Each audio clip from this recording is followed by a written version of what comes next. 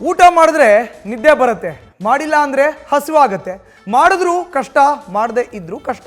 ಆದರೆ ಆ ನಿದ್ದೆ ಹಾಸಿಗೆ ಮೇಲೆ ಮಲಗಿದ್ದಾಗ ಬರಬೇಕು. ಅದನ್ನು ಬಿಟ್ಟು ಎಲ್ಲೆಲ್ಲೋ ಕುಳಿತಿದ್ದಾಗ ಬಂದರೆ ಅಧ್ವಾನ ಆಗುತ್ತೆ.